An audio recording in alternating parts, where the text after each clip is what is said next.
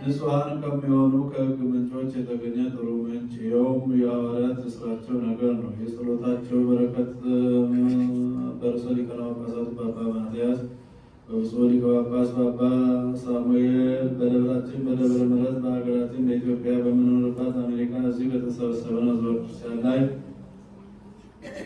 ለዘላለሙ ጸንተው ይኑሩ። በዛሬው ዕለት መታሰቢያ የተደረገላቸውን ወልደ ገብርኤልን፣ ወልደ አማኑኤልን፣ ኪዳነ ማርያምን፣ መክረ ሥላሴን፣ ወለተ ኢየሱስን፣ ገብረ ጻድቅን በመንግሥተ ሰማያት ያሳርፍልን። የሐዋርያት ሥራ ምዕራፍ 22 ቁጥር 1-6 አባቶቻችን ወንድሞቻችን አሁን የምወቅስላቸውን ስሙ አለ። በዕብራይስጥ ቋንቋ እንደሚነግራቸው በሰሙ ጊዜ ጸጥ ብለው አዳመጡት። ጳውሎስም እንዲህ አላቸው፣ እኔ አይሁዳዊ ሰው ነኝ።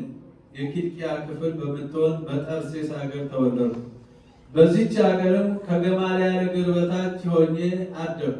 የአባቶችንም ሕግ ተማርኩ። እናንተ ሁላችሁ ዛሬ እንደምታደርጉትም ለእግዚአብሔር ቀናተኛ ነበርኩ።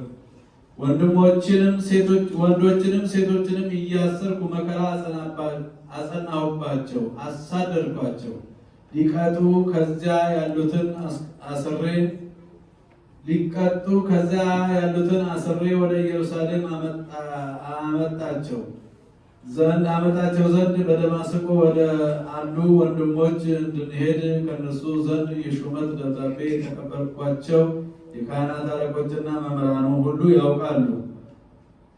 ከዚህ በኋላ ወደ ደማስቆ ሲሄድ ቀትር በሆነ ጊዜ ወደ ሀገሩ አቅራቢያ ደርሼ ሳለሁ ድንገት ታላቅ መብረቅ ከሰማይ በእኔ ላይ በረቀ፣ ከምድርም ላይ ጣለኝ። ሳውል ሳውል ለምን ታሳድደኛለህ? የሚል ቃል ሰማሁ። እኔ መልሼ አቤቱ አንተ ማን አልኩት። አንተ የምታሳድደኝ የናዝሬቱ ኢየሱስ ነኝ። አብረውኝ የነበሩትም መብረቁን አይተው ደነገጡ፣ ግን የሚናገረኝን ቃል አልሰሙም። አቤቱ ጌታዬ ምን ላድርግ አልኩ። ተነስና ወደ ደማስቆ ሂድ፣ ልታደርገው የሚገባን ከዚያ ይነግሩሃል አለኝ። ከዚያም በኋላ ከመብረቁ ግርማ የተነሳ ዓይኔን ታወርኩ፣ የማየው ነገር አልነበረም። አብረውኝ የነበሩትም እየመሩኝ ደማስቆ አደረሱኝ። የእግዚአብሔር ቃል ፈጽሞ መላ ከፍ ከፍ አለ። በቅዱስ ቤተክርስቲያንም በዝቶ ተጨመረ። ምስጋና ገንዘቡ በሚሆን በጌታችን በኢየሱስ ክርስቶስ ያመኑ ለዘላለም በዙ።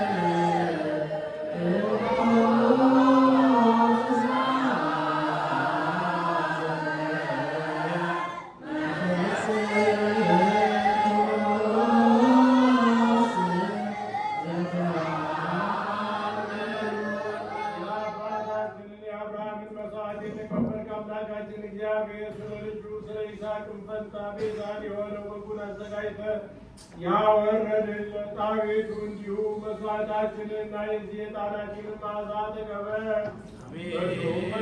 የቁጣና የቸርነትን ብዛት ከላይ ላክልን። ከክፉ ኃጢአታችን ሽታ ሁሉ ንጹሐን እንሆን ዘንድ ሰውን የምትወድ ሆይ በንጽሕና ምስጋና ፊት እናገለግል ዘንድ የበቃን አድርገን ሕይወታችን ዘመን ሁሉ በእውነትና በንጽሕና በደስታና በሐሴት ሰላም ለኩልክሙ